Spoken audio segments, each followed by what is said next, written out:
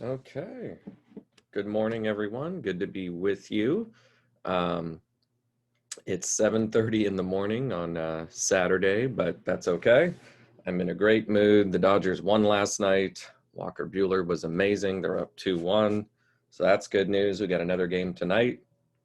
So check that one out. By the time you listen to this, they'll probably be well on their way. At least I hope. Fingers crossed.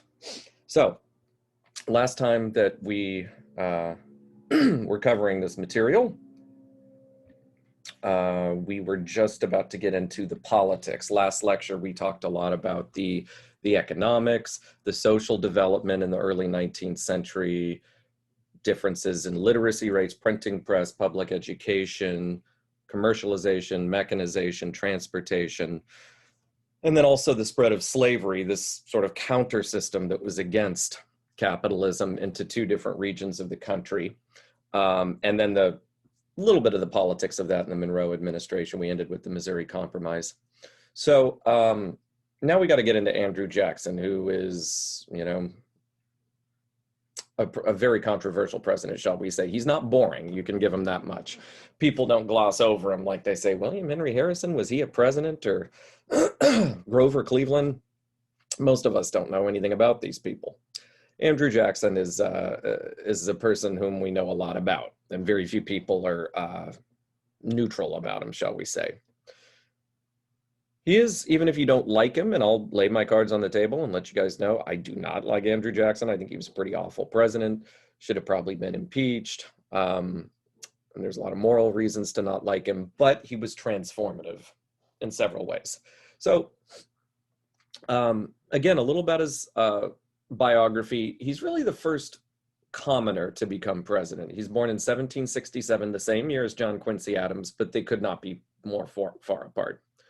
John Quincy Adams, born in 1767 to an upper middle class family in Massachusetts. His father, John Adams, just 10 years later would be an ambassador to various European countries. He was sent in the middle of the war through the blockade in 1777 to go meet with King Louis in France. And then when the war was over, he was our ambassador to Great Britain in the 1780s. He did similar negotiations with the Dutch in the 1780s. And then in the 1790s, he was president. So you have one man born to a president, another man born to people who were illiterate, immigrants from Northern Ireland.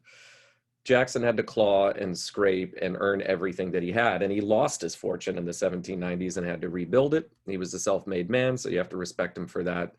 But these old demons that he's chasing, having been tortured as a young teenager at 13 by the British, losing his fortune to bankers, he had a big chip on his shoulder, and he always felt like the elite in America, sort of the landed gentry or the aristocracy of the North, they never let him into that club. And so he had a lot of anger, a lot of rage in him. So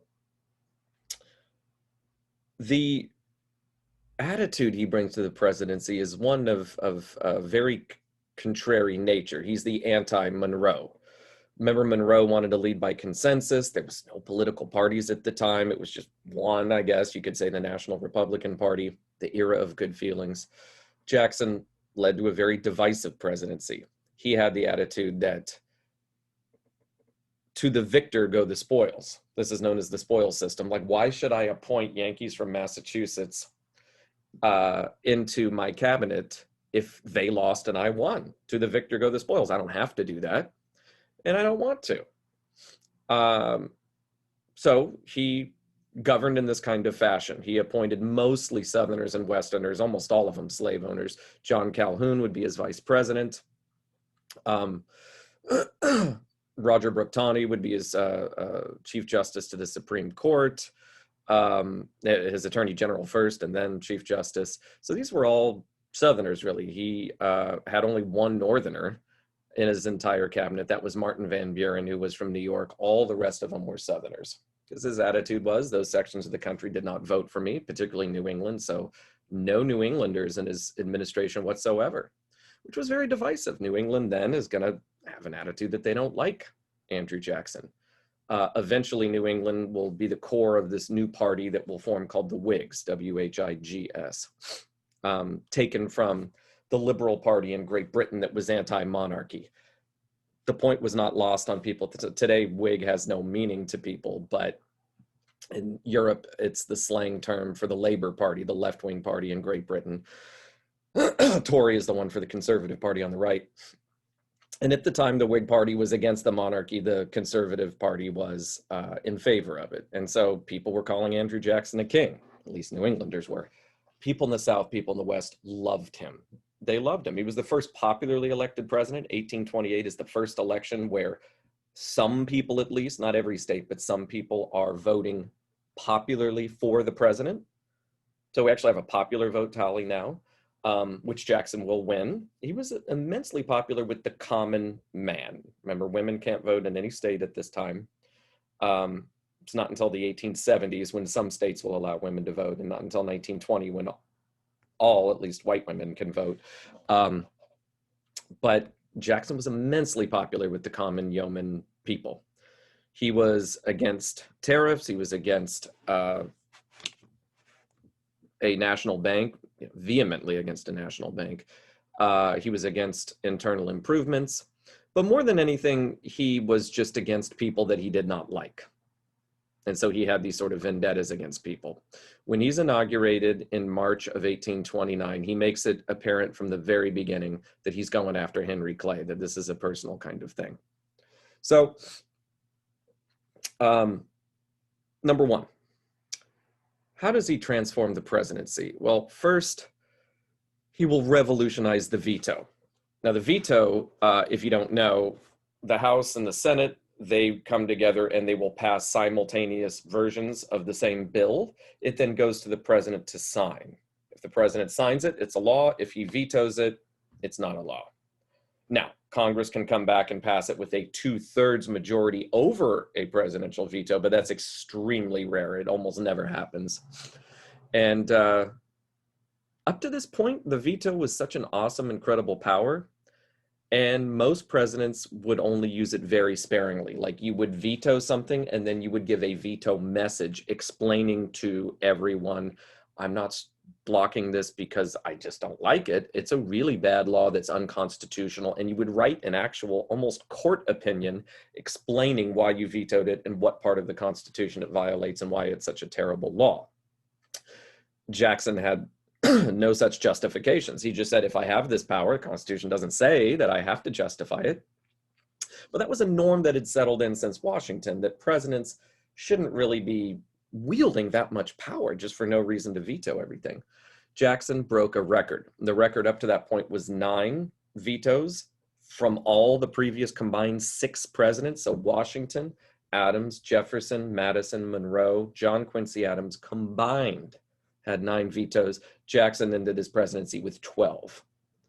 Because for part of his presidency, the Whigs controlled both houses of Congress, and they were trying to pass a lot of things, and he just vetoed it, even though it was clear this is the expression of what the American people want in their elected representatives. Jackson said, nope. And a lot of the times, the reason was, well, Henry Clay proposed this bill. If he likes it, it must be terrible. Did you actually read it? Do you know what it says? No, but I hate that man, and I want to make his life miserable. After all, he murdered my wife, right? You guys remember that? All the rumors about Jackson's wife, Rachel, turned out to be true. She was married to 2 men at the same time. She had a heart attack during the same period, and Jackson never forgave Henry Clay for that. I mean, this is personal, extremely personal. Jackson also revolutionized this phenomenon that we now call informal advisors. So the Constitution seems to say that every person in your cabinet needs to be approved by the Senate, your Attorney General, your Secretary of State, your Secretary of Treasury, et cetera, et cetera. Jackson said, yeah, but it doesn't say that you can't just bring your friends from back in the day and just have them live in the White House. And sure, you have your cabinet meeting with all of your approved people that the elites in the Senate want, but why can't you bring your friends from back in the day who had your back when you were in grade school? You can trust them. Jackson had immense trust issues. He didn't trust anybody. And this is the way that he governed. This was called his kitchen cabinet, which is up here. kitchen cabinet doesn't mean what you guys probably think it means. What it means is my cabinet, like in my actual kitchen, meaning that after his official meetings, Jackson would say, all right, gentlemen, thanks for this, briefing on a proposed national bank. Goodbye. And then he would have his friends who just lived with him at the White House in the spare bedrooms. They would come out, they'd play poker, and he would talk to them. He'd drink whiskey and say, what do you think about this? None of them were appointed to anything, but they were there. Nowadays, there's lots of officials like this. The National Security Advisor, the Chief of Staff. Nowhere in the Constitution does it say you have these things. And they do not get approval from the Senate. So you can just have your best buddy come and live with you and give you advice, and there's no check on that whatsoever. It's true the Constitution doesn't say it, but is that really in the spirit of American democracy? I don't know. I'm not the scholar on this point, but Jackson said, I'm going to do it. Who's going to stop me, right? That was kind of his attitude, is that he wasn't really restrained by norms. He just said, if the law doesn't stop me, I'm going to do it. So he did. Let's talk about this Peggy Eaton issue, because even though it's kind of silly, Real Housewives of Washington, D.C. kind of nonsense, it's fun and it gives you a window into who Jackson was. So here's the story. You guys will love this. Washington, D.C., even in 1829, 1830s, was a very small frontier town. Today, it's a thriving metropolis of 800,000 or 900,000 people. It's a major city, easy to get to. It was very remote. That's why they moved it there in 1800, right? Jefferson said, let's move the capital to this swamp on the Potomac. And they were still building it, but it was there were no permanent residents there, really. A few people that ran hotels and restaurants and things like that. But the vast majority of the people cycled in and cycled out with every administration. People didn't even get houses or anything. They would just stay at these sort of hotels, basically halfway houses, where you would come live for 3 or 4 years, and you would stay with some lady who ran like a bed and breakfast or whatever, and you would just stay there. Now, because of this, it was extremely lonely. Like a lot of men who made it into government and said, oh, all right, our guy, Jackson from Tennessee, he won the presidency. I got to leave my family and go to Washington, D.C., and it would be immensely lonely. So they'd often bring their wives and their families with them. And this was the same for Andrew Jackson's cabinet.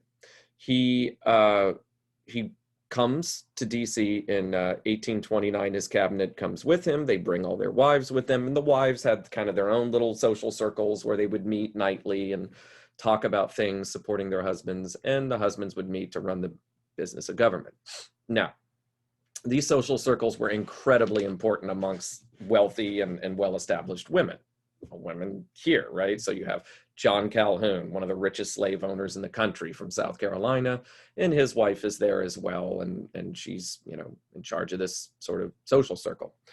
You have John Eaton from Tennessee. He's going to be the Secretary of Treasury, and he's from Tennessee. His wife, Peggy, or Margaret, don't ask me why Peggy's a nickname for Margaret. It's weird, but it's true.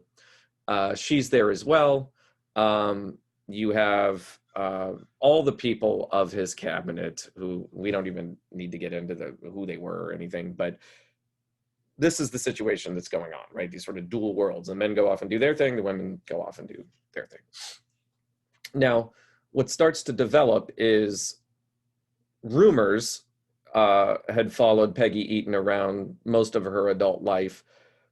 How shall we put this delicately? That she was unchaste, so to speak, that she was never lonely, and she had kind of a checkered past when it came to this stuff. So the story goes that Peggy Eaton was married before she met John Eaton, and that her husband was an officer in the Navy, and he was away all the time, pretty constantly. And that whenever he was gone, Peggy was not lonely. She would often have affairs. There would be different men over every night. All the neighbors, all the people in Tennessee saw this. And every time that Peggy's husband would, be on leave and he'd come home for a while, he was just torn apart by all these rumors. And he begged her over and over again to stay faithful. And she always promised she would. And then he would come home and everybody knew what was going on because she didn't even try to hide it. She was very indelicate about this stuff. And so her husband, incredibly heartbroken, all of this, committed suicide, threw himself overboard on one of these long naval voyages. And Peggy did not even wait until his body was cold. She went out and married John Eaton very rapidly right after the funeral, which was very indecent. This is the beginning of the Victorian age. Queen Victoria will be coronated in the 1830s and reign all the way through the 1890s. And upper class and middle class women at this time, it was a very prudish time, meaning that men were men and ladies were ladies, and ladies were not supposed to behave this way. And ladies who broke this code would be shunned by their friends. Kind of like in the 1950s, if there was a divorced woman on your block, you did not befriend her because that meant you lost social status. Like if the neighbor saw you go over and play bridge with her in the middle of the day and be friends, it would be a scandal. Oh my God, you're friends with a divorcee? How uncouth. That's terrible. Same thing here. None of the wives would invite Peggy Eaton over. They excluded her. So of course, she was sad. She's crying every night, telling John, I don't want to be here. I want to leave this awful town and go home to Tennessee with our friends. And John is meeting with Andrew Jackson every day, just saying, I don't know what to do. Peggy's begging me every single day to leave DC. I don't think I can do this job anymore. So Jackson says, all right, I'll solve this. Let's have a meeting. So what follows is what has to be one of the more bizarre meetings ever held in Washington, D.C. by anybody. Jackson calls all his cabinet and all of their wives to a meeting. Now, remember, Jackson was a new widower at this time. His wife, Rachel, had just died. And so he holds a meeting and he calls out the women, rather indelicately, and says, I hear that you're excluding Peggy Eaton. Don't you realize this is all rumors spread by Henry Clay and the Whigs to ruin us and ruin our cabinet? None of these rumors are true. I know the character of Peggy Eaton. She is a good woman. And he said, quote, she is as chaste as a virgin, and you will not say anything more about her, and you will invite her to all of these things. At which point, Mrs. Calhoun stood up and said, General Jackson, sir, we are not soldiers to be ordered around a battlefield. We are ladies. And they stormed out of the meeting. And Jackson looked at his entire cabinet and shook his head and said, I'm so disappointed in you gentlemen. You're all fired. Because if you can't control your wives, then how can you control this nation? He fired his entire cabinet pretty early on in his first term over this silly little, like I explained it, reality TV show, right? The Real Housewives of Washington, D.C., this kind of nonsense. He shouldn't have even gotten involved in this stuff. Now, the only man that survives this massacre is Martin Van Buren, one of the more weaselly politicians we've ever had.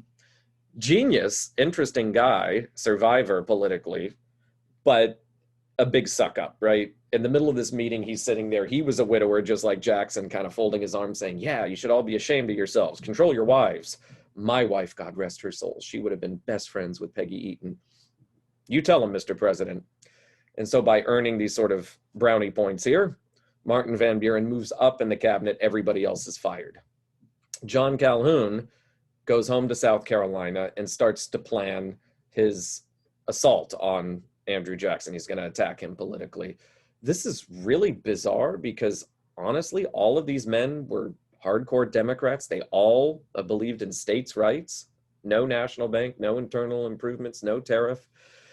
They were all on the same page politically, pro-slavery, but this was not political, it was personal.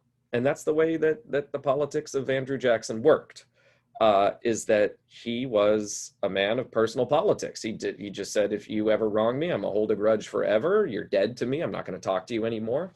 I'm just gonna govern with raw political power. Now, he's not without his successes. Every president has certain things that almost all of us can point to and go, that was a good thing. And we'll start there because, again, in my opinion, Andrew Jackson was not a good president or a good man, but he did do some good things. And one of them was he held the country together in one of its more difficult hours, the nullification crisis, the winter of 1832 going into 1833. Now, I told you that background with the Peggy Eaton story so that you will understand this story, which is much more important to history. So it's 1832. Jackson is running for re-election. And it doesn't look so good. It looks like the Whig Party, newly formed, is because he offended a lot of people, particularly in New England. It looked like Jackson might lose, and Henry Clay or somebody else might win the presidency here. So Martin Van Buren, his closest advisor, said, I'm from the North. I'll explain to you how you're going to win. Now, we're going to win the South and the West. That's clear.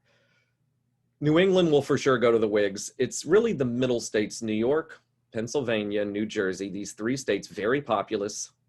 And this is where the key is. If we can pick off enough votes from the biggest cities, from Philadelphia and New York, and the suburbs in New Jersey around New York City, then we can probably win the presidency. What Northerners like a lot is the tariff.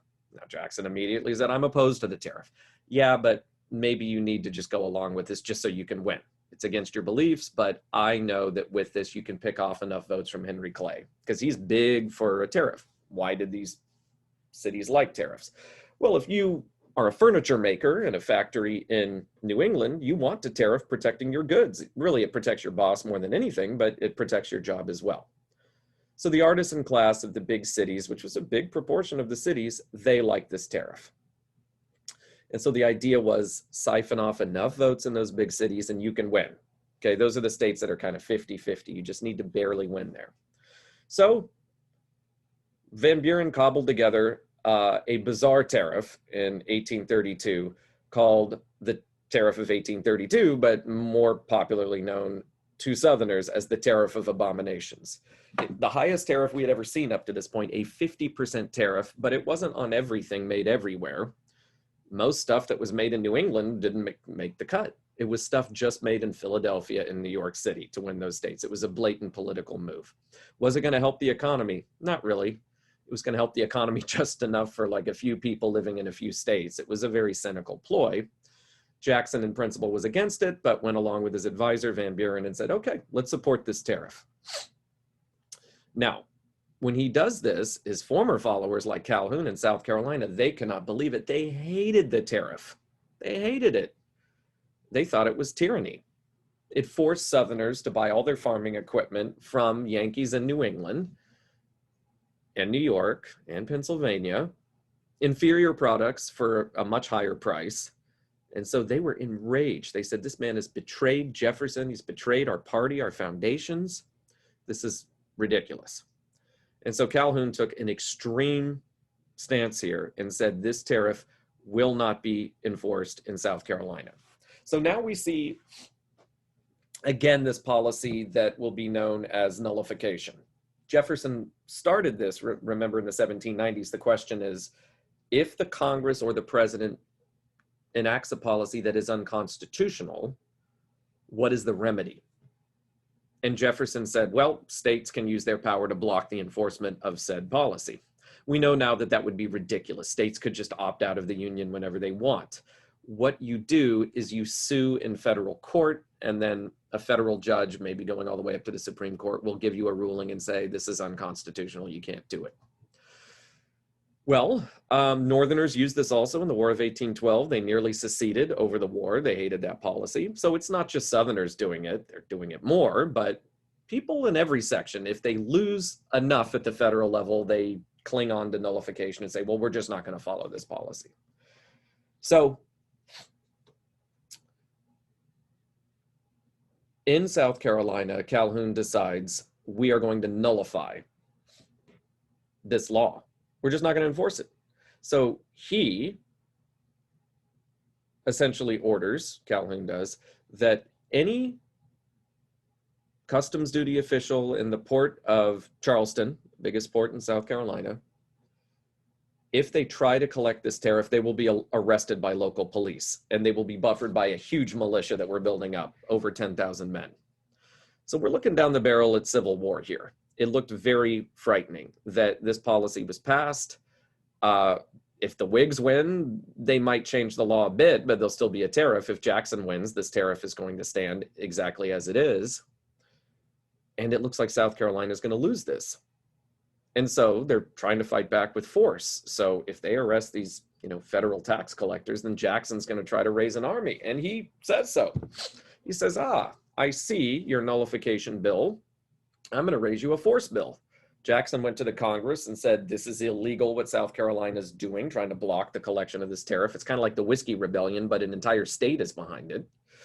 And he said, I'm going to raise an army just like Washington did. And if I have to, I'm going to march it into South Carolina, arrest all the ringleaders, and I'm going to hang John Calhoun for leading this insurrection. So you have the president raising an army to invade South Carolina and hang the former vice president, his former vice president. And you have that former vice president just sort of almost challenging him to a duel, saying, I'm not backing down. What comes, comes. You don't have the guts to do this. Whatever you say about Jackson, he had the guts to do this. He would not have backed down. He had ordered several men to be hanged in battle. He had killed several men in duels. He was not afraid of John Calhoun. It looked like civil war was nearly certain at this point. And I got to hand it to Jackson. He held firm. He gave a wonderful speech to the Congress. His speech was disseminated everywhere, where he talked to Southerners. He said, I am a Southerner just like you. Do not be fooled by men like John Calhoun. They're leading you down a terrible path. And then the capper of this was, disunion by armed force is treason. You can't do this. If you lose in politics, you suck up, you take it like an adult, and then you come back next time and you try to win.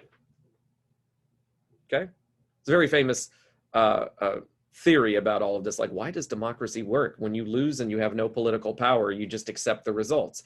Well, the belief is in the long run, it's better for you because you could take up weapons and fight a rebellion, but you'll most likely lose and it'll be costly and all these people will die. So you just, you keep your powder dry for 4 years, you come back and you have faith in the system. Where this breaks down and where political violence breaks out is when people don't believe the system is just. They believe it'll be rigged against those outside of power. In this case, it didn't matter to Calhoun whether he could come back and win. He just felt that this tariff was so odious, so awful, so terrible, it had to be nullified.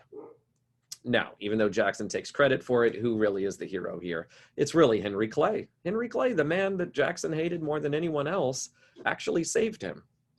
Clay basically said, we got two guys that are just exceedingly macho here. They're not going to back down. There's going to be a civil war. And Henry Clay, behind the scenes, reached out to John Calhoun and said, John, I hate Andrew Jackson too. He's a big jerk, but you can't do this. What do you want? John Calhoun said, I want to get rid of the tariff, obviously. And Henry Clay said, it's the one thing Jackson did I actually agree with. The tariff has got to stay, but what do you say we reduce it? It doesn't need to be 50%. We can drop it down from 50% down to 25%. We'll drop it 5% per year. So in 5 years, it'll be down to kind of a more reasonable level. What do you say, John? You got what you wanted, basically. John Calhoun kind of grumbled. They shook hands on this agreement. John Calhoun would stand down and Andrew Jackson could just claim victory and say, I won. And this stare down, John Calhoun blinked because he's a coward and I won. John Calhoun just sort of bit his tongue and just smiled and said, I'm going to win anyway. The tariff is going to be reduced. But really, Henry Clay saved the Union for the second time.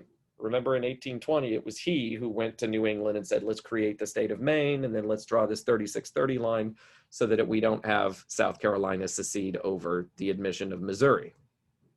He saved the Union again. What a guy. It's like a superhero. This to me is Jackson's finest moment because I'm a unionist, I'm a nationalist, and I don't believe that states should be able to just boss the federal government around. We might have had civil war in 1833 and Jackson held the Union together. So that's something to be said for him.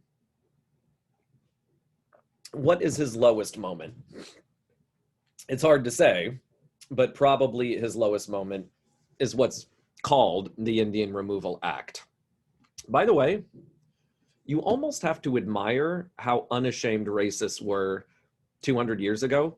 Like if you're racist today, you have to say, I'm not a racist, but ... and then they say racist stuff usually after that, right? Nobody wants to be called a racist unless you're like far right-wing KKK kind of person. But in the 1830s, they just said, we want to remove the Indians from the Western territories, so let's pass a law called the Indian Removal Act. It is what it sounds like, right? In the 1880s, the Congress will pass the Chinese Exclusion Act. Geez, I wonder what that law is all about, right? Nobody was ashamed of being called racist back then. Nowadays, we have laws where it's like, what is the law? I don't even know. In 2002, Congress passed the Patriot Act, and it's like, ooh, I'm a patriot. I'm going to pass that law. What it actually did was it sort of beefed up the intelligence services in America and made it easier for them to get warrants and catch terrorists and stuff. What does that have to do about being a patriot necessarily, right? Like if you were against it and you said, you know, I'm more for civil liberties, you know, you need to get a warrant the regular way. It didn't really have much to do with patriotism, but that's what it's called, right? Laws like clear skies actually let businesses pollute more. Sort of bizarre. This was the Indian Removal Act. Now, here's the backstory behind this. There were 5, quote unquote, civilized tribes in Georgia. This is the US government's designation for them. These are tribes that had lived in Georgia or Florida and had been removed from their ancestral homes and been given pretty large reservations within Georgia. The federal government did this and gave them territory on federal lands there. Now, Georgia started to fill up by 1830. There were a lot of poor white folks who had no access to land. Land prices were really high, and so they were struck with the problem. Either we are just going to be sharecroppers here in Georgia, or we could move west all the way to Louisiana or Arkansas and maybe take a stab at it there. So the government tried to keep these poor white folks in Georgia by passing laws that effectively took over this federal land from Native Americans and would give it, just auction it off, like in a lottery style, right? Phil Johnson, you win, right? And you just give a poor white person all of this Native American land. Now, there's a lot morally wrong with this, but also just constitutionally, the biggest problem here is states cannot take federal land and just give it away to other people. You're violating a treaty there, a treaty made with various Native American tribes. But Georgia did this anyway. And when people sort of complained about this, Jackson went to Congress and said, we're going to give federal authority to this. Even though it was a treaty and we're not going to undo the treaty because it takes 2/3 vote, we could just pass a simple resolution saying, we're going to give you soldiers to do this, to actually remove the Native Americans from this land. And so in 1830, the laws passed. Now, I do want to note, because so often in our history, it's simplistic and we just say, you know, oh, our policy was one long genocide against Native Americans. It's a bit too simplistic. It is an awful history, to be sure, but you have to note that at certain times, various administrations did things that were pro-Native American, right? Jefferson very famously in 1803, when he sends Lewis and Clark to go look at the Louisiana Territory, he tells them, take the smallpox vaccine with you and vaccinate every person that you find, offer them the cure to this awful disease. We often know about smallpox blankets, you know, that had been used by smallpox victims would be given to Native American tribes as presents, and then disease would spread through their ranks even further. Awful things like that. But we often don't hear the other side of it, which is sometimes certain administrations wanted to do things that was, you know, fairly benevolent. In this case, the Whig Party actually said, no, we don't want to do this. It was men like Daniel Webster and Henry Clay and John Quincy Adams that said, just leave the Native Americans alone. They're not hurting anybody. There's enough land in the country. It's the biggest country, you know, in the Western Hemisphere. There's no need for this. And so although the Indian Removal Act passes, it barely passes the House, just by 3 votes. And Jackson really had to arm twist and bully a lot of people to either vote for it or abstain, so that it was a majority of the quorum of the group that actually was there. And it barely passed, but it does pass the House and the Senate. And in 1830, the army goes into Georgia to help the government effectively liquidate the population of Native Americans there. Today, this would be called ethnic cleansing, and that's a very ugly term, but that's what was done. The 5 tribes that were there were the Cherokee, most famously, the Choctaws, the Chickasaws, the Oneidas, and the Seminoles. And so these tribes, who, the reason they were called civilized was that under these treaties, they had to give up their, you know, Native American cultural norms, basically. So instead of living, you know, in sort of a semi-nomadic lifestyle. You have to live in a sedentary lifestyle, in a permanent domicile. You have to live not with extended family, aunts and uncles and grandpas, but a nuclear family, like mom, dad, and immediate children. You have to start farming, just like we farm. You have to learn English. You have to give up your Native American religion and adopt Protestant Christianity. We'll give you a choice. You could be Presbyterian, you could be Baptist, you could be Congregationalist, you could be Methodist, but you will be Protestant. The Cherokee did every one of those things. Amazingly, the Cherokee had a newspaper printed in English on their reservation. Some of these Cherokees, and this is weird, it's almost mind-bending, some of these Cherokee landowners were so wealthy that they actually owned African-American slaves and were some of the richest planters in the South, and they were Native American. That's how well they adapted to Southern lifestyle, that they were trying to be good Southern planters, yet they still were not US citizens. And so as an individual, you could not sue the government to stop this. But the Cherokee Nation could as a unit. They had a treaty, so they sued. Some of their leaders said, we need to fight back. And they decided the worst thing we could do is fight back with violence. That's just going to turn all Americans against us, and we will lose. It'd be like standing in front of a steamroller. So instead, we are going to fight back the way that you defeat the white man. You're going to hire a lawyer and sue him in court. So they do, and they win. Chief Justice John Marshall, who was very old at the time and had been on the court nearly 30 years, decided with the Cherokee and said, and he was really no friend of the Cherokee, but he just basically said, how dare Georgia try to overturn a duly written and ratified treaty of the federal government? That's ridiculous, right? It would be like how I feel today when states like that. It's like, who the hell is Georgia, right, to be bossing around the rest of the country? Okay, if California does it, it's like, hey, we're 1/7 of the country, larger than Canada, 6th largest economy in the world. We should have a bit of a voice. But some podunk state like Georgia, forgive me, but it's true, they're going to boss around the federal government? That's ridiculous. So this was Marshall's rendering. He just said, nope, the Cherokee win, they get their land. Georgia, you need to back off, and the Indian Removal Act is unconstitutional. This is the only time in American history that I am aware of where a president simply ignored the Supreme Court. Jackson was heard to respond. When he heard the news of what John Marshall did, he said, well, John Marshall has made his decision. Let's see him enforce it. I command the army. What is he going to do? And Jackson was right. He knew a valuable lesson, and that was you could do literally anything in America as long as you had the majority of white population on your side. Most Americans don't care about how you, in this time period, in the 1830s, how African-American slaves were treated, Native Americans were treated, just didn't care, didn't matter, right? If you mess with them in their interests, then they care. Most Americans didn't care about that. What did it matter to some, New England farmer what happened to the Cherokee? They were almost an abstraction to you. They lived 1,500 miles away, and you didn't really care all that much. So Jackson just did it. And it was not only illegal, which probably makes it the worst of all, because we were inundated with these stories. Every tribe was treated this way. It's just that the Cherokee did everything right, according to our ways. They did not fight back violently. They had abided by every agreement of this treaty, and they did not violently rebel. They sued in court. They did everything right, and yet still they were stripped of all their land.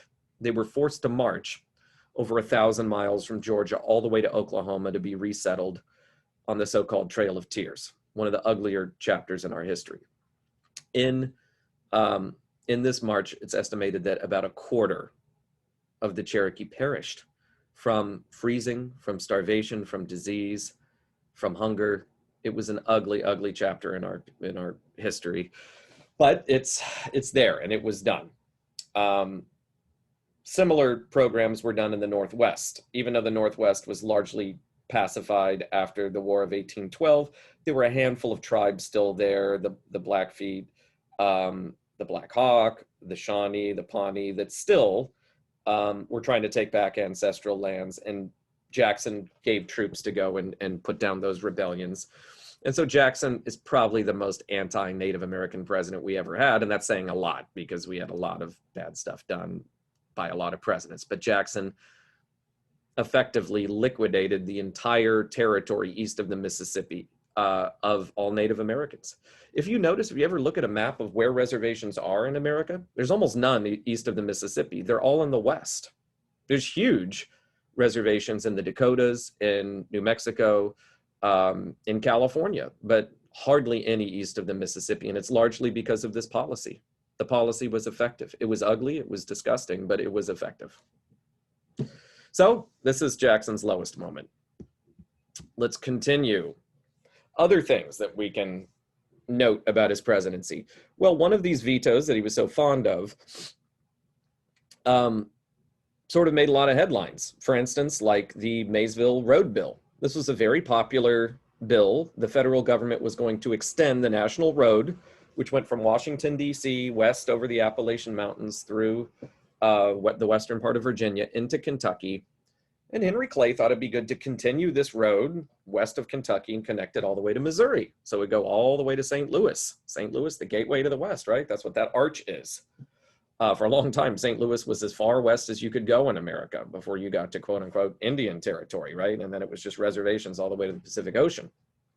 So Clay passes this bill. It passes very easily through the House and Senate. It was immensely popular. Everybody thought, well, my grain will be able to get to the West and find markets now much more easily. Jackson vetoed it. Why did he veto the Mayville Road Bill? Because Clay was in favor of it. Now, these laws where you're like thinking with your gut and not your head, it almost led to Jackson's defeat in 1832. He very nearly lost to Henry Clay, but he ekes out that victory because he passed the tariff. Luckily, Van Buren could kind of rein him in a bit, but this just showed you his style of governance. Like a lot of it wasn't really clear-headed and thinking about consequences. It was just, this is going to tick off Henry Clay, so I'm going to do this. So he did it. One of the biggest legacies of Jackson's presidency is his policy towards the national bank and currency. He hated the national bank. First of all, Jackson just didn't trust banks at all. Now, you have to put your money in a bank, and he did, but he only put money in banks of his close friends in Tennessee. Remember that the national bank first go around was 1791 to 1811. Then it expired. For 5 years, we didn't have a national bank. Fought the War of 1812 without one and nearly lost because we went bankrupt. It was near disaster for Madison. Madison then renews the charter in 1816, and we have it for another 20 years. And guess who is president in 1836 when the charter is going to come due?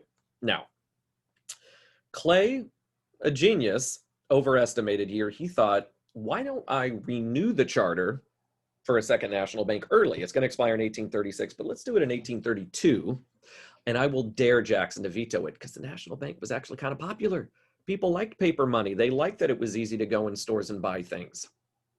There's more paper money in circulation than gold or silver, which Jackson was against paper money.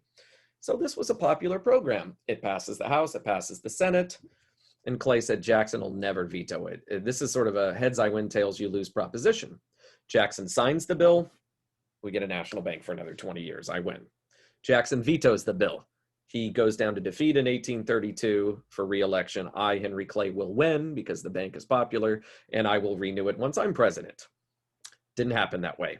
Jackson vetoed the chartering of it, and he gave a long message of this veto, basically saying the national bank is unconstitutional, which most people said, how could it be unconstitutional when we've had it twice? We've lived under it for 40 years, 2 different 20-year periods. And moreover, we have a Supreme Court ruling. In 1819, Maryland tried to tax the national bank. It goes to the Supreme Court, and John Marshall in McCulloch v. Maryland says a national bank is constitutional. In Maryland, you have to back off. You can't tax it. It's a federal entity. Yet Jackson said, nope, I don't care what the Supreme Court says. It's unconstitutional. I'm vetoing it.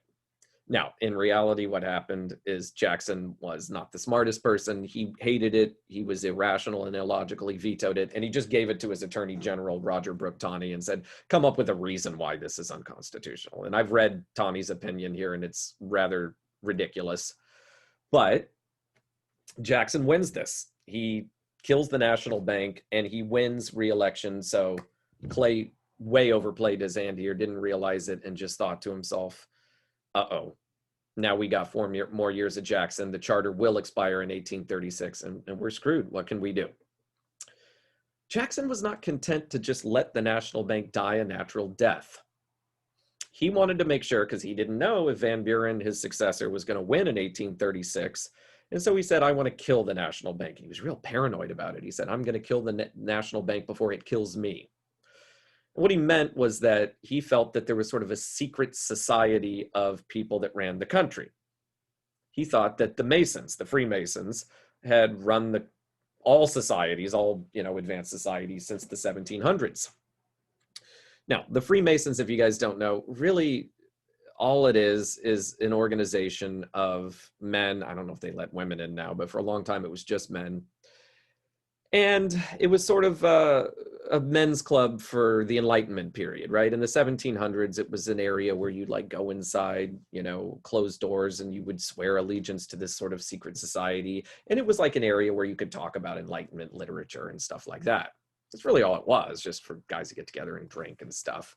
They're very secretive society, but there's no evidence that they're actually running anything. People get all weird about the Knights Templar or the Illuminati or the Masons, and they're all running the show. And so there was a big movement of anti-Freemasons, which Jackson was a huge member of, because they would not let him in. They just thought he was too low class to let in.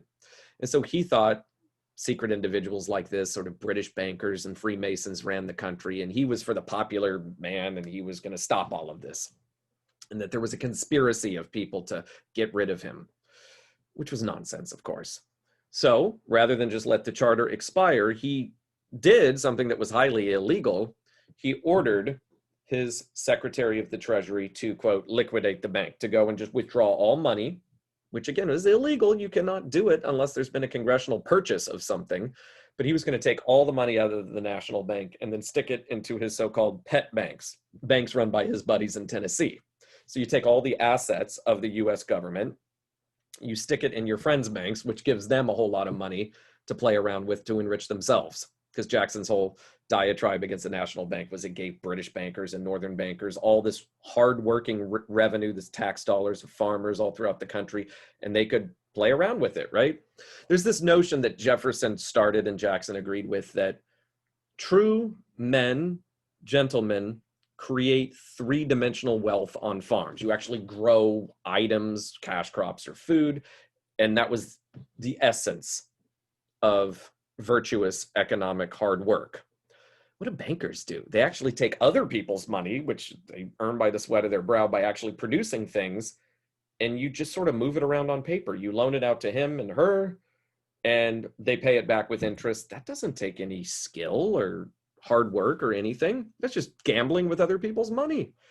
It is immoral. Some people still think this way. In all honesty, without modern banking, we would be back living like cave people. It really is the engine of economic growth, to be able to borrow, to send yourself to school, to go buy a home, to go open a business. If you don't have credit, then you don't have a thriving economy in any society. It doesn't matter what it is. So Jackson was way wrong on this point, way paranoid on this point, and ordered illegally that the national bank have all its money drawn out. Now, he was actually censured over this. Censure is sort of like, you don't have the votes to actually impeach and convict a president and remove him, but you can basically take a vote that says, naughty president, you shouldn't have done that. What you did was wrong. Jackson's the only president ever censured by the Senate. And they censured him over this because it was illegal, but they knew they couldn't impeach him because he was too popular and he would never be convicted. Very famously, Donald Trump was impeached,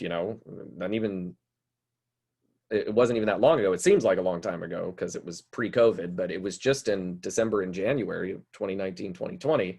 And there was a lot of talk about maybe he should be censured because it was clear the Republicans were not going to turn on him and convict him and kick him out of office, but they might vote for a censure by just saying, officially, you shouldn't have done that, right? We're not going to technically do anything about it, but naughty, President Trump. They didn't take that path. We don't know how that would have worked out. But with Jackson, he was censured. And that's sort of a black mark on his record. The only president ever to be told, naughty Mr. President. Didn't do anything, though, and he gets the last laugh. The money is withdrawn.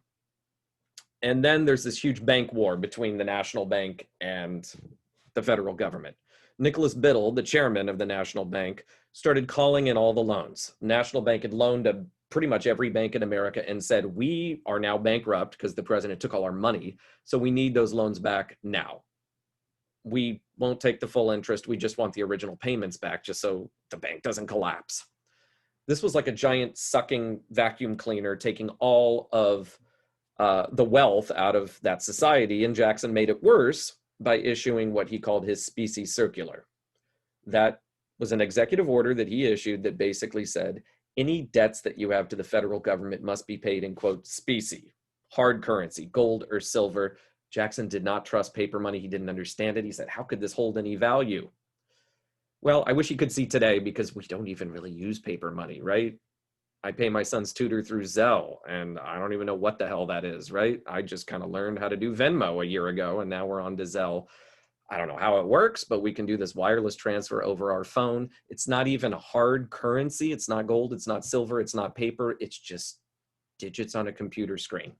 And we use it, and guess what? It's fine. The economy is fine. As long as people all agree that we accept this form of medium of exchange, it works. Jackson couldn't believe that paper money would ever hold currency. He thought it was unstable, that it would lead to panic and collapses. Well, what he did actually created the panic. The specie circular now said, oh, we can't pay back all our debts to the national government in paper money. We got to pay it in gold and silver. That just sucked all the gold and silver out of the economy. And there was not enough gold and silver to back up all the paper that was out there. This caused a panic. People started selling off all their stocks. There was a crash on Wall Street. And then there was a 5-year recession, which is known as the Panic of 1837. Just as Jackson is leaving office in his second term, sort of patting himself on the back, riding into the sunset to Tennessee, saying, what a good president am I, I'm amazing. And quite literally, the country's economy was collapsing. This was worse than the Panic of 1819. Each panic would successively get worse until the Great Depression, and then they kind of taper down and they're not as bad. But as society gets more and more industrialized, people are more susceptible to these price shocks. If you're a farmer, you know, it hurts what you're able to sell, but you're not going to starve. Well, if you're living in a city and you're dependent on wages and you lose your job, you will starve without government assistance. So this was devastating. New York City, Van Buren's hometown, had about 25% unemployment during this time. Now, he wins in 1836 because the economy didn't quite collapse yet, but during his entire 4-year presidency, it was miserable. People in his home state of New York hated Van Buren. Van Buren wins in 1836, but he's just plagued by this awful, ruinous economy, and his nickname would be Martin Van Ruin for his entire presidency. He gets nothing done, and America kind of limps along trying to get out of this recession. Finally, the Whigs are able to win in 1840. They did their homework, they studied, and they said, we need to get this right. Because the other party, the Federalist Party, had not been able to win an election since 1796. They won a presidential election with John Adams. Ever since 1800, they had lost. The Federalists lost every election, and then they collapsed in 1815, and they just got absorbed into this party. Then in the 1830s, they separated themselves again with the Whigs, but they just could not win the presidency. They won both houses of Congress. Finally, they would win. Here's what they did. They said, you know what Americans love? They love a general, and they specifically love a general who has had success against Native American tribes. Jackson was very famous for Battle of New Orleans, but people loved him even more for what he did to the tribes of the Southwest, the Seminoles, the Choctaw, the Chickasaw, the Creek, the Cherokee. And so they said, let's find a guy who's even better at that. So they found William Henry Harrison, who was the general who fought and had killed Tecumseh at the Battle of the Thames in 1813. His name was Tippecanoe, that was his nickname, because it was at the Battle of Tippecanoe that he defeated and killed Tecumseh. And so they even made a campaign song about it called Tippecanoe and Tyler Too. This Whig, William Henry Harrison, oldest president we had up to this point, I think he was 68 or 69, actually named a Democrat to be his vice president, John Tyler from Virginia. He was a, you know, kind of the Virginia dynasty, like Monroe and Jefferson and all those guys. And he basically said, you know, Democrats, I'm not mad at you. We'll be like the presidency of Monroe. It'll just be inverted. We'll have a Whig in power, but I'm going to invite in all the Democrats. Jackson was very divisive, but we're going to move forward, kind of a unitary politics. They had a great campaign song. They had a great candidate. They had a war hero. And more than anything, they had this bad economy that Van Buren got completely blamed for. So the Whigs finally win in 1840. William Henry Harrison takes office on March 4th, 1841. He gives a 90-minute inaugural address in the cold rain. He then catches a cold. It develops into pneumonia, and he died 30 days later in early April of 1841. Shortest presidential term we have ever had. Whenever you look at these sort of historians' rankings of presidents and what they did, often William Henry Harrison has an asterisk by him, because how does one even evaluate his presidency if it was 30 days? That's only 30 days longer than me, and I've never been president, right? It's like 30 days. What can you accomplish, especially when you're sick in bed? So this is what I call the curse of the Whigs. The Whigs were a major party in America, but they always seemed to just have awful luck. They would either lose an election, or when they won, their candidate would die very soon afterwards. Harrison dies in 1840. The Whigs would only win one more presidential election in 1848. Zachary Taylor wins, and he dies a year and a half into his presidency. And both times, the vice presidential candidate was really a Democrat. John Tyler is the first man ever who becomes president from a vice presidential ticket. We had never had a president die in office before, and no one knew exactly how it worked. Some people thought, well, the theory is that you have an acting president, right? Like in the Army, when your sergeant dies in combat, you promote the next person in line, and they're acting sergeant. They technically don't have the rank, but they can have that rank until you find a replacement.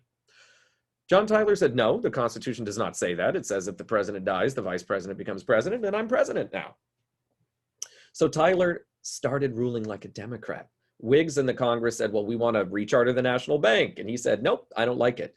Well, we want to do internal improvements, a tariff. Nope, I don't like that stuff. And he vetoed pretty much everything that the Whig Congress passed. And the Whigs are just so demoralized over this loss.